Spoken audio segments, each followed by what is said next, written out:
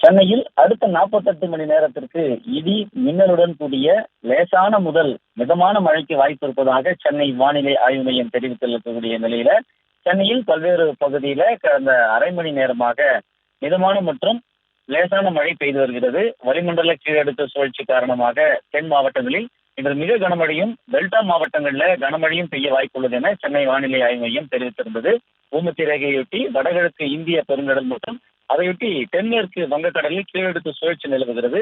இதன் காரணமாக இன்று முதல் மார்ச் 16ஆம் தேதி வரை தமிழகத்தில் பல இடங்களிலும் புதுச்சேரி, காரைக்கால் பகுதியில் இடி மின்னலுடன் கூடிய மிதமான மழைக்கு வாய்ப்பு இருப்பதாகவும் தெரிவிக்கப்பட்டிருக்கிறது. இந்த நிலையில 2 மணி நேரத்து, அதாவது 10 மணியிலிருந்து 2 மணி நேரத்திற்கு கன்னியாகுமரி, திருநெல்வேலி, தூத்துக்குடி, ராமநாதபுரம் உள்ளிட்ட பகுதிகளில் மழை பெய்யும் என்று வானிலை ஆய்வு மையம் எச்சரித்திருந்த நிலையில சென்னையில பல்வேறு பகுதிகளில் அரை மணி நேரமாக லேசான முதல் மிதமான மழை பெய்து வருகிறது. அண்ணா சாலை, சேப்பாக்கம், வியாசர்பாடி, புளியந்தோப்பு, ஐனாவரம், சென்னை சென்ட்ரல், காமராஜர் சாலை, பாரிமுனை உள்ளிட்ட பகுதிகளில் லேசான மற்றும் மிதமான மழை பெய்து வருகிறது.